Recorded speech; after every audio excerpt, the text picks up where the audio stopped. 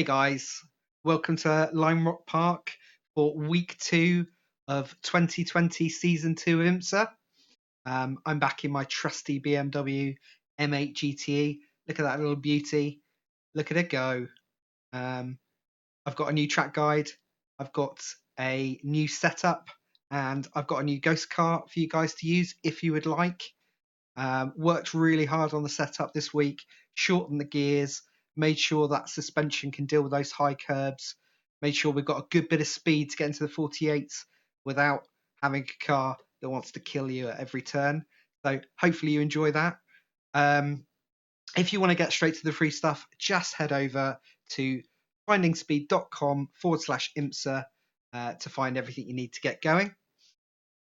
I've also just put the finishing touches on an FAQ, so if you're unsure what to do with the files, how to set stuff up, nice little explainer there for you there. Also working on some other guides for things like tyre saving and fuel management and that kind of thing. I've been trying to get those done for ages, but I had a small matter of the Sebring 12-hour race at the weekend to keep me busy. There's a video up on that on the channel if you want to check it out. It was a great race, a heartbreak at the end, but thoroughly enjoyed it.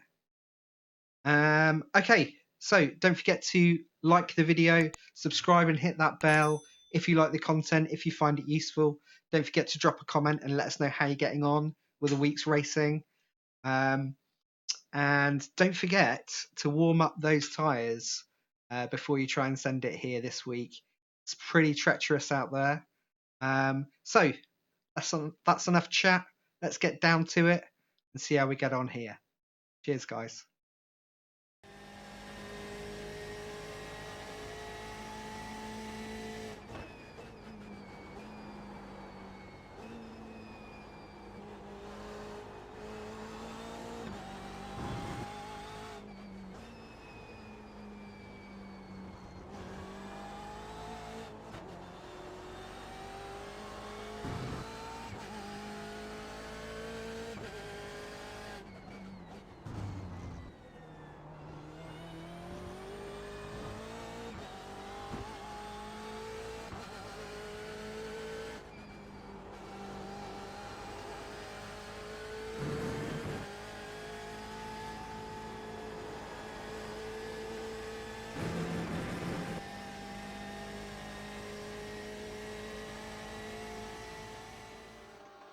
Okay, so that was a 48.75 around Lime Rock in its notorious GP configuration.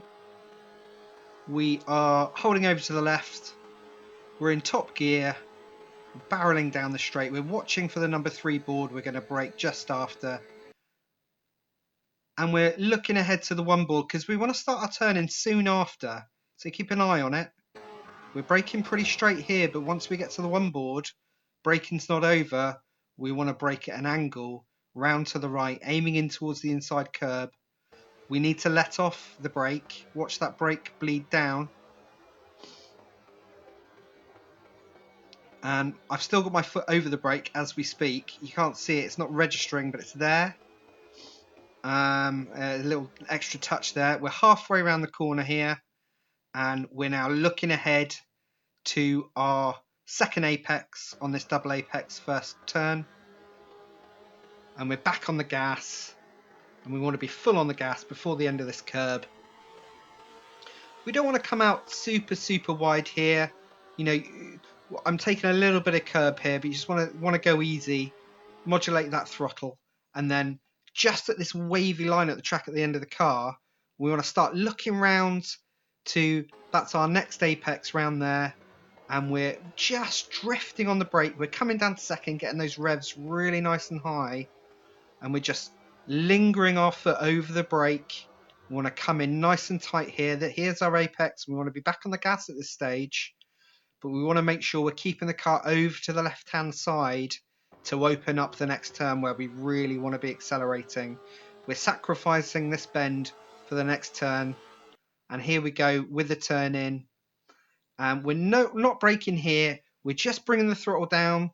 I went a bit lower there, but we want to be about 50%, and then very gradually just building up that throttle so that we're full throttle at the end of this curb here, and accelerating out wide, unraveling the wheel a bit just to maximize our exit speed there. We're keeping the turn angle a little bit so we can keep the track nice and short. We're cutting through here. Now we're looking ahead now, because as the track straightens out on the left hand side, there's a very noticeable tyre mark, and here it is. That's our braking marker. We're going to brake pretty heavy. This is our the heaviest braking zone, and we're looking to that curb there, because about halfway along there we're going to start our turn in, which is coming up now. Now we want to try and make this next section as straight as possible, so we want to come across this apex diagonally. We don't want to turn in too hard, because we don't want to squiggle around here. We want to try and make it as straight as we can, minimize our turning angle. We're doing this in second. We've got a very we've changed the gear ratio quite a lot. You can do this in second. Obviously, if you're in traffic, you want to be in first gear. We do really want to avoid this curb here, but as long as you hit it with the wheel straight, as long as you haven't got a big turning angle, you can ride it okay. You might lose like 500ths, but it's doable. Now, we're straightening up. There's a noticeable cross in the tyre marks in the track at this point. And what we're going to do is we're going to brake incredibly lightly, start our turn in, and just come off the throttle, and then build back on nice and gradually as we approach this apex here. We're going to take lots of curb. It's actually going to help us with our turn in a little bit. And we've got loads of road here. It's not too much for hassle, this one, but this is the big one, the final turn. No braking. We just want to jump off the throttle to about 50%. We're looking up to the corner there, because that's where we want to be apexing. That's where we want to be back on full 100% gas.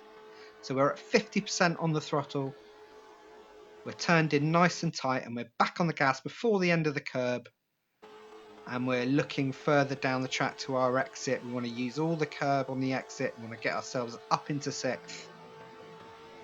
We don't want to touch the wheel very much at all. We want to maximize our exit speed, maximize our top speed potential, so we can set ourselves up for another great lap here at Lime Rock.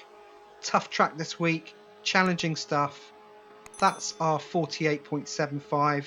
Good luck here, guys. Have fun.